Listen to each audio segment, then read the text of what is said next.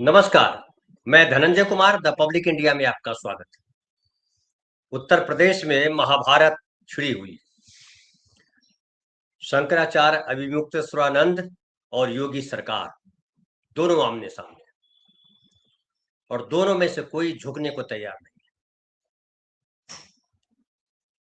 अभिमुक्तेश्वरानंद की तरफ से कांग्रेस आ गई।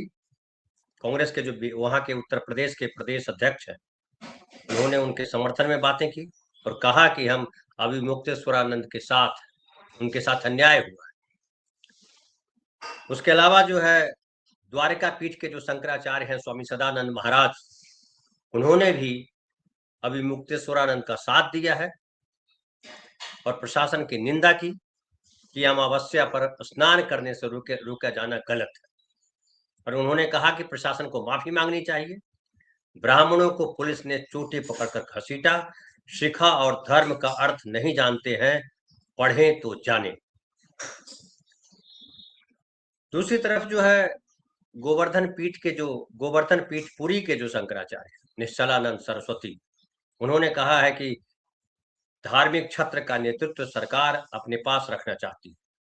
हम कोई वकील नहीं है कि सरकार को सुझाव दें, लेकिन मैं संविधान का भी जानकार हूं।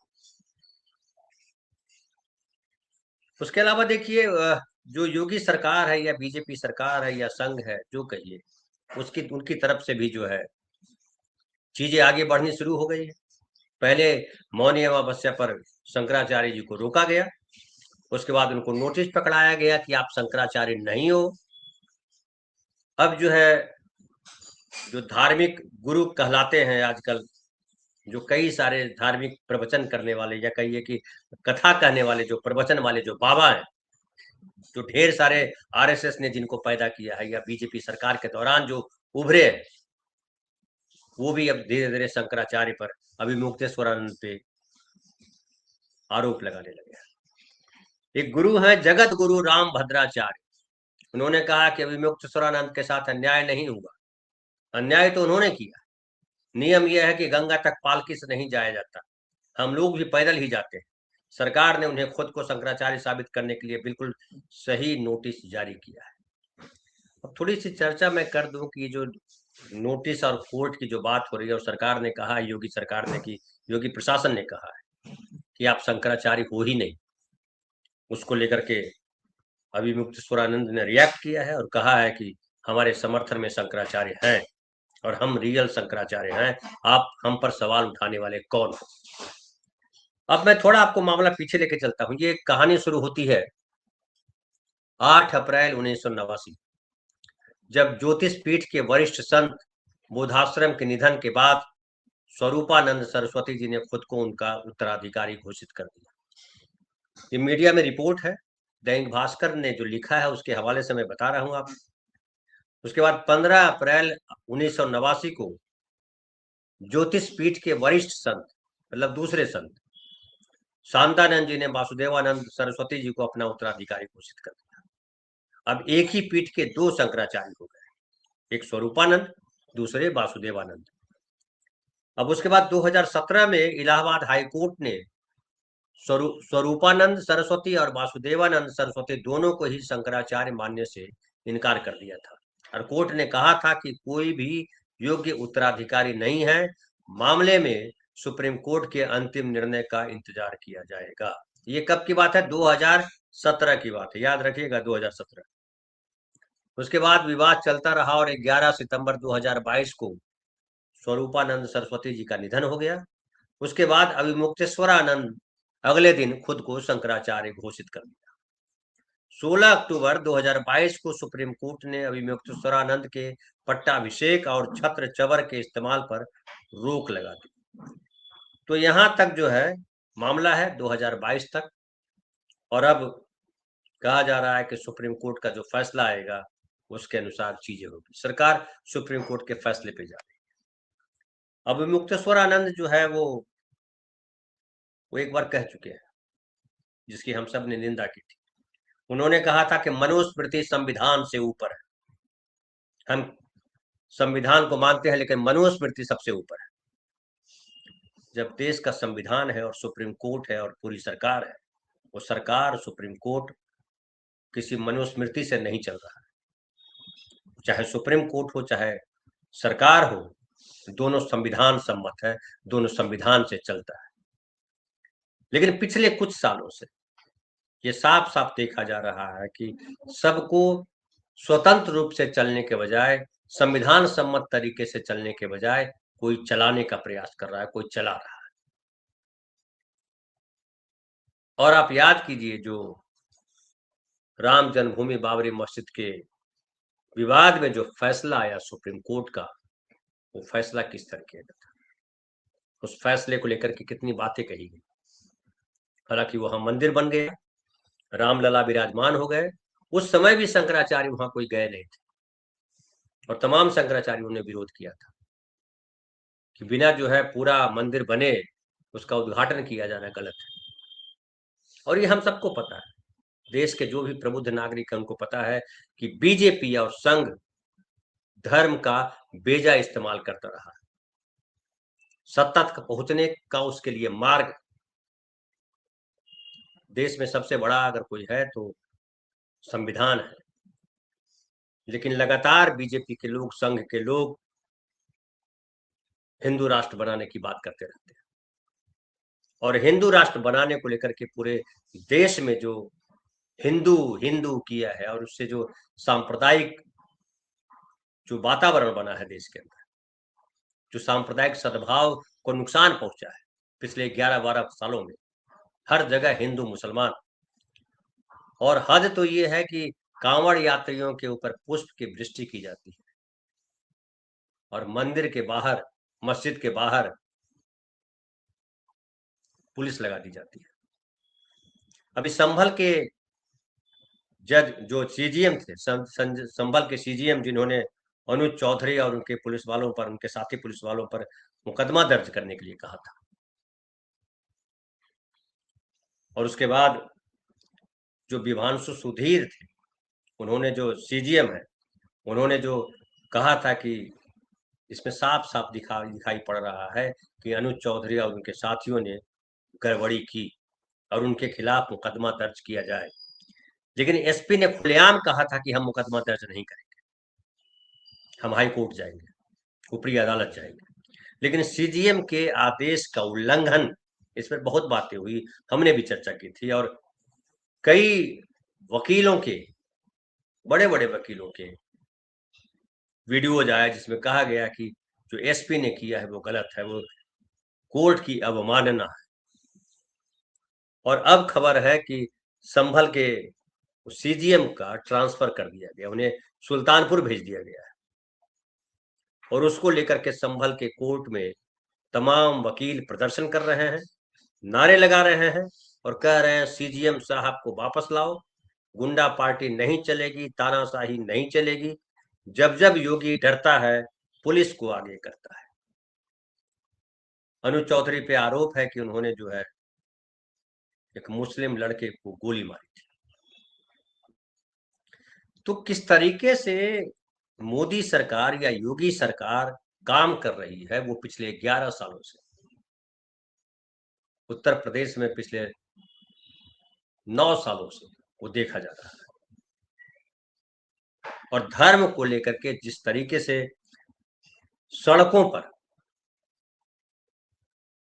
जो आरएसएस के जो लोग हैं, जो जो आरएसएस के जो और दूसरे संगठन है, जो कई सारे, ढेर सारे फफूंद की तरह हिंदूवादी संगठन उभरा है, कोई भी 10 आदमी खड़ा होता है और एक हिंदू नाम का रख करके, राम नाम रख करके, कुछ और नाम रख करके एक संगठन बना लेता है और सड़क पर निकल चल पड़ता है तलवार लेकर के।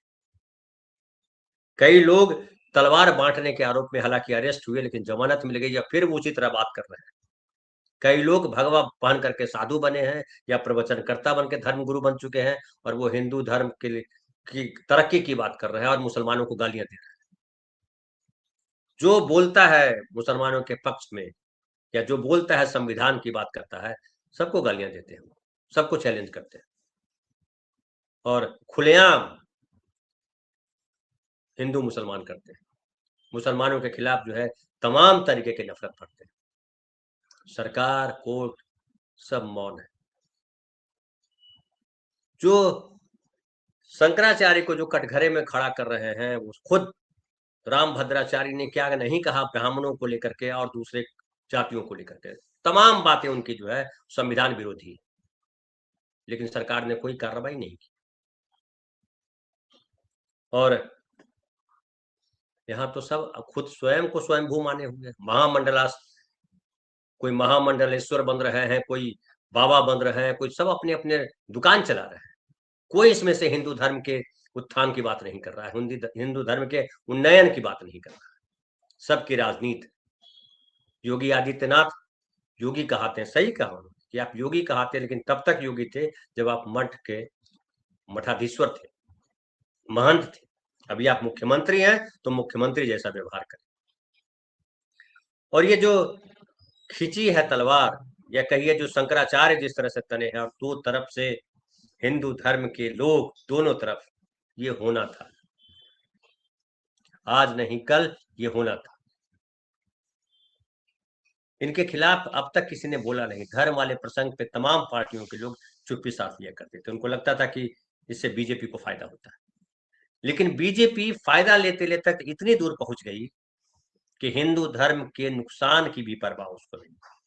और जो लठैत टाइप लोग जो बाबा बनाए हैं, जो मुसलमानों के खिलाफ जहर उगलते हैं, जो नेहरू के खिलाफ जहर उगलते हैं, जो बाबा साहब के खिलाफ जहर उगलते हैं, जो ऐसे हम जैसे पत्रकारों को खिलाफ जहर उगलते हैं, गालियां देते हैं, उन बाबाओं को चुनौती देने का समय आ गया। और उत्तर प्रदेश में चाहे अखिलेश यादव हो या कांग्रेस हो, अब शंकराचार्य के पीछे खड़े हो गए। तो बड़ा दिलचस्प मोड़ ले चुकी है ये भगवा लड़ाई।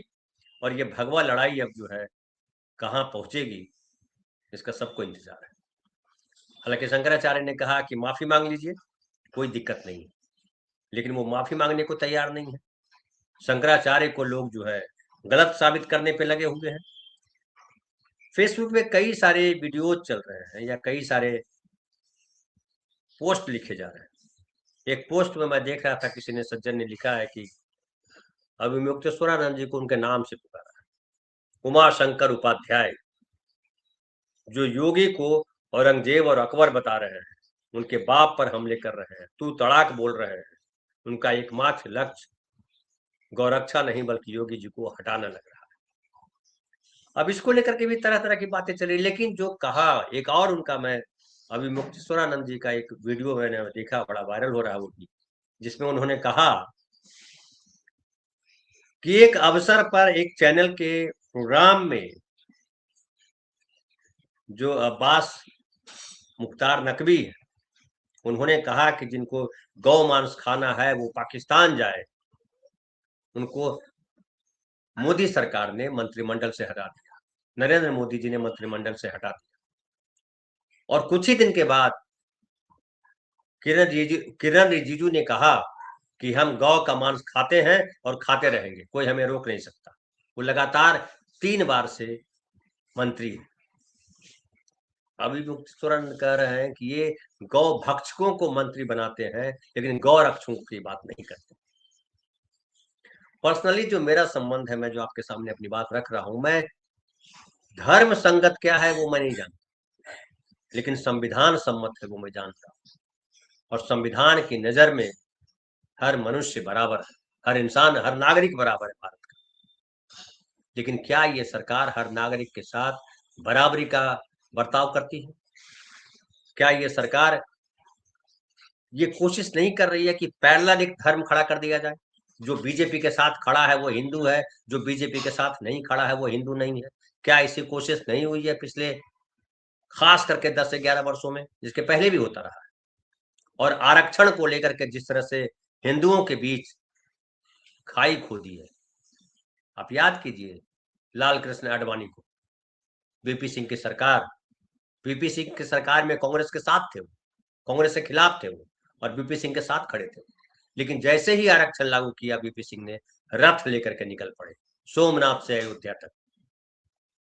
और उसके बाद जो देश में कहानी बनी वो आपको पता है। लेकिन अयोध्या में जिस तरह से मंदिर के नाम पर, रामलला का मंदिर बनाने के नाम पर जिस तरीके से सतह पर दंगे हुए और चीजें हुई, वो तो अलग कथा है। लेकिन वहां जो घर तोड़े गए गरीबों के, जो पुराने बासिंदे थे, उनके घर तोड़े गए, उनकी दुकानें तोड़ी गई, मंदिर तोड़े गए, रामलला का मंदिर बनाने के नाम पर कॉरिडोर बनाया गया, आसपास की जमीनें खरीदी गई औने पौने दाम में, और फिर उसको महंगी कीमत पे बेची गई इन जमीनों को, और पैसा कमाया गया, तमाम धतकर्म। कई वीडियोज अभी आप भी सोशल मीडिया पे चलता रहता, आप देख सकते हैं, जिसमें लोग बता रहे हैं कि किस तरह से उनकी जमीनें औने पौने दाम में ले ली गई। कई लोग कह रहे हैं उनको मुआवजा नहीं दिया गया, कई लोग कह रहे हैं उनको घर से बेघर कर दिया गया। नतीजा क्या हुआ?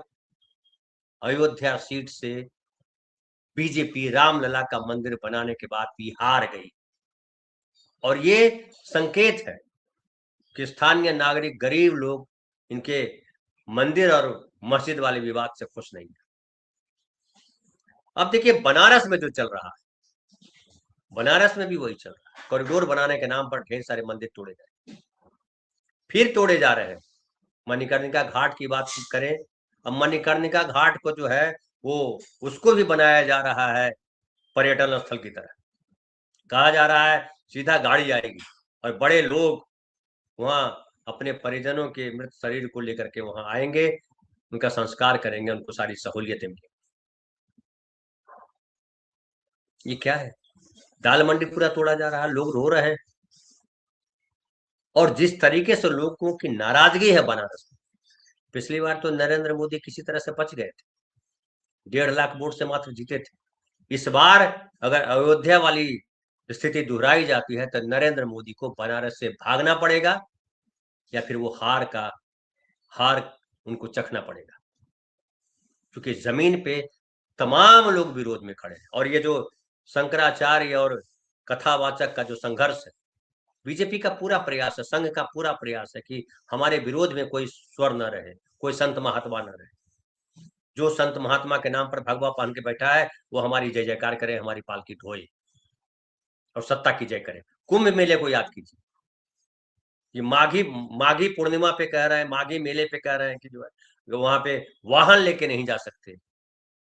आप याद कीजिए, जो कुंभ मेला लगा था वहां वाहन अंदर तक चला जाता था, आम आदमी 10 किलोमीटर दूर छोड़ दिया गया, और खास लोग वाहन से जा रहे हैं। ये कैसा धर्म है? तब भी हमने सवाल उठाया था। तो ये जो धर्म के नाम पर जो आडंबर फैलाया है बीजेपी ने, आरएसएस ने, धर्म के नाम पर जो उनके आसपास के जो संगठन बनाए गए, जो जहर फैलाया है, जो हिंसा फैलाई, जो नफरत फैलाई, जो माहौल में डर पैदा किया है, वो केवल मुसलमानों को डर नहीं है, वो हिंदुओं को भी डर है। ये जो डर का वातावरण खड़ा किया है सरकार ने भी, और धर्म के नाम पर संस्थाएं बना चुके गुंडों ने भी। आम आदमी अब इसको समझने लगा है, और अब ये स्थिति बन गई है कि 2027 में जो चुनाव है, विधानसभा चुनाव, ये समझ लीजिए उसकी पूर्व पीठिका है, उसकी तैयारी चल रही है, और कांग्रेस और अखिलेश ने भी मोर्चा संभाल दिया है। तो इस बार जो मुझे लगता है 2027 का जो चुनाव होगा वो धर्म के पिच पर होगा। अब देखना है कि कौन जीतता है। बाकी अदालत किस तरह से काम कर रही है, ये मंदिर का जो हुआ था, राम मंदिर का जो निर्णय हुआ था, आप सबको पता है, जिस तरह से निर्णय हो रहा है वो सबको पता है। तो बहुत बहुत धन्यवाद, कल फिर बात करेंगे किसी नए विषय पर।